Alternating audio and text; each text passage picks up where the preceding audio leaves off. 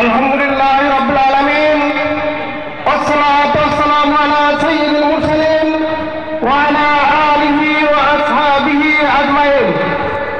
আজকের এই কর্মী সম্মেলনের সম্মানিত পরিচালক মিরপুর পল্লবী থানার উত্তরের সম্মানিত সেক্রেটারি, আজকের এই কর্মী সম্মেলনের সম্মানিত সভাপতি পল্লবী থানার সম্মানিত আমির জনতা জনাব সাইফুল কাদের ভাই, আজকের এই সমাবেশের প্রধান অতিথি হিসেবে উপস্থিত থাকবেন বাংলাদেশ জামায়াত ইসলামী নির্বাহী কমিটির অন্যতম সদস্য জনতা জনাব মোহাম্মদ সেলিমউদ্দিন। বিশেষ অতিথিতে উপস্থিত থাকবেন ডক্টর মোহাম্মদ রেজাউল করিম, আরো উপস্থিত থাকবেন বিশিষ্ট নেতৃবৃন্দ। আজকের এই সমাবেশে আমার সামনে উপবিষ্ট মিরপুর এলাকার সম্মানিত কর্মী ভাইরা এবং অত্র অঞ্চলের জনসাধারণ, আসসালামু আলাইকুম ওয়া রাহমাতুল্লাহি ওয়া বারাকাতুহু। আজকের এই কর্মী সম্মেলনের আমার বক্তৃতা দেওয়ার তেমন কিছু নেই। আজকে বক্তৃতা দিবেন আমাদের প্রধান অতিথি। সম্মানিত সাথী বন্ধুগণ, আপনারা জানেন গত 16 বছর আওয়ামী লীগ অত্যাচার নির্যাতন এমন মাত্রা বাড়িয়ে গেছিল, তাদের পতন তারা নিজেরাই করেছে। এদেশে তারাই বিতাড়িত হয়েছে তাদের নিজেদের আচরণের কারণে। এই আচরণ আগামী দিনে আর কাউকে কোনোদিন করতে দেওয়া হবে না। আগামী দিনে কোনোদিন করতে না পারে আমাদেরকে আরো সজাগ থাকতে হবে।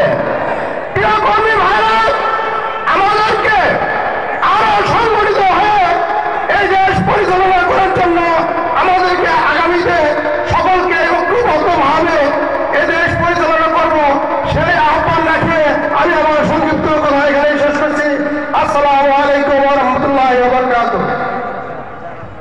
ধন্যবাদ জানাচ্ছি প্রিয় অতিথিকে। প্রিয় উপস্থিতি, এই পর্যায়ে বক্তব্য রাখার জন্য অনুরোধ করছি পল্লবী থানার জামায়াত ইসলামীর সংগ্রামী অর্থ সম্পাদক জনাব ওমর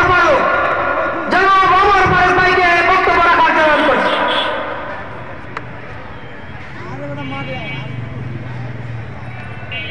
أعوذ بالله من الشيطان الرجيم. الحمد لله رب العالمين والصلاة والسلام على سيد المرسلين وعلى آله وصحبه أجمعين. পল্লবী উত্তর থানা আয়োজিত আজকের এই কর্মী সম্মেলনের সম্মানিত সভাপতি বাংলাদেশ জামায়াত ইসলামী পল্লবী উত্তর থানার সম্মানিত আমির, ঢাকা মহানগরী মজলিসে শুরা সদস্য জনাব মৌলানা সাইফুল কাদের ভাই এবং উপস্থিত বাংলাদেশ জামায়াত ইসলামী অন্যান্য থানার নেতৃবৃন্দ এবং আজকের এই উপস্থিতি, আসসালামু আলাইকুম ওয়া রাহমাতুল্লাহি ওয়া বারাকাতুহু। সংগ্রামী জনতা, আপনারা জানেন বিগত 17টি বছর আমরা কোনো কথা বলতে পারি নাই। আমার প্রশ্ন হলো, কেন কথা বলতে পারি নাই?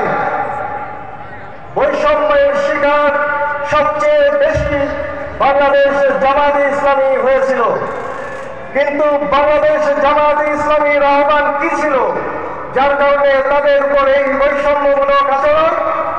এখনো অনেকেই বলে থাকছেন তারা নাকি স্বাধীনতার শত্রু।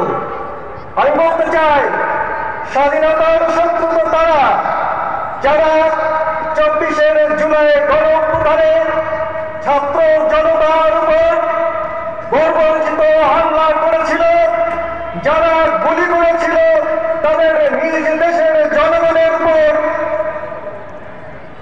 যারা এ দেশকে অন্য দেশের হাতে সঁপে দিয়েছিল, তারাই স্বাধীনতার শত্রু।